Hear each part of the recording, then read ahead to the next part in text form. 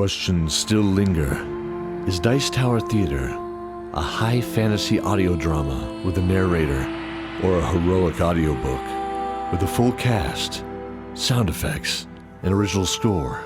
Can it be considered an actual play podcast when you never hear the fall of the dice or the conversation at the table? Listen to Dice Tower Theater on your favorite podcasting platform. And no matter what we are called, we hope you enjoy it. The folklore in Kid Cryptid wouldn't exist if it weren't for the rich history and vibrant cultures these stories come from. While we do our best to provide accurate information, we recognize that we are, at best, amateurs here. This podcast is best considered for entertainment purposes only, and it comes from a place of love and respect for the peoples behind the lore. Now, on with the show.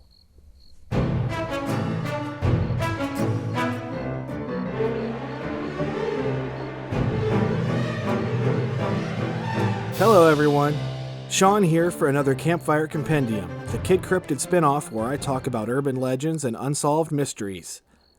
So lock the door and turn off the lights, and whatever you do, don't answer the door, because here we go. In January 1996, Brian Bethel was out one night on his way to a drop box to put a bill payment in the mail. Before arriving at his destination, he pulled over in front of a movie theater to use the bright glow from the sign so he could finish filling out his check. He was interrupted by a knock on his window. Startled to see two young boys staring at him. By his guess, they were somewhere between 10 and 14 years old, one with dark curly hair, the other pale orange. Oddly, before the boys even spoke, Bethel reported that he felt a sense of fear. The boy with the dark hair began telling a story about how they wanted to see a movie, but they forgot their money. He wanted Brian to take them home so they could get it. Again, this struck Brian as weird, because most kids would just ask for the money directly. He hesitated and tried to think of an excuse, but the boys began pleading with him. "Let us in. We can't get in your car until you do. Just let us in." Without thinking, Brian found himself unlocking the doors. Shocked at what he was doing, he looked at the children and this time noticed their eyes. They were completely black. The boys became more forceful then, reaching for the door handle and demanding to be let in. "We won't hurt you. You have to let us in. We don't have a gun." Shaken and more sure than ever the boys were bad news, Brian put his car into gear and took off. That was the first documented case of an encounter with black-eyed children. Posted in a blog, the story was initially only read by a few people. However, later that year, one of Brian's friends told him about an encounter he had. It was then that Brian decided to make his story more public. Reports of run-ins with these mysterious children began flooding in, reaching an all-time high in 2013. So what are these black-eyed children?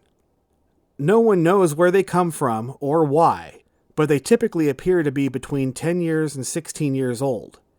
They have pale skin and their eyes are pure black. No pupil, no iris, just black. They show up at night, often along isolated roads or at people's front door. In most situations, they start off asking for assistance of some sort, like for a ride, or to be let inside to use the restroom. It seems innocent, but something about them puts people at unease and frightens animals. Once it becomes clear that the person has noticed their eyes, the children become more threatening and aggressive. But before you think that complying with their request is safer, consider the elderly couple that let them in. They let the kids in to use the restroom. While they were in the house, the lights continually flickered and eventually went out altogether.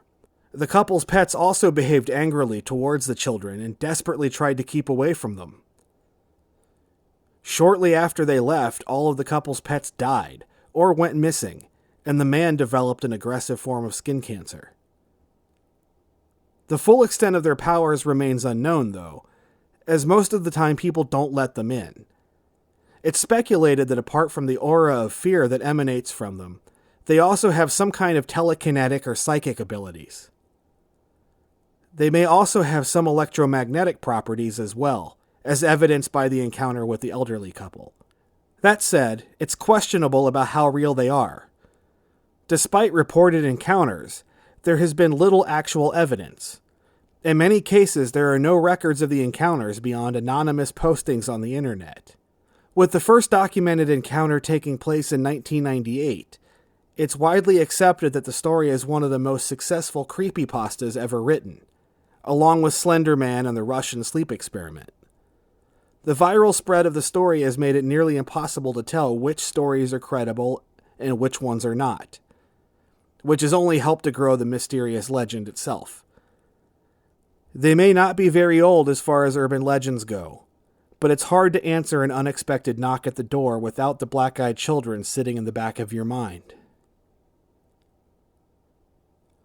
And that's going to do it for this week's episode.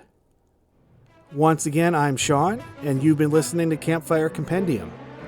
Until next time.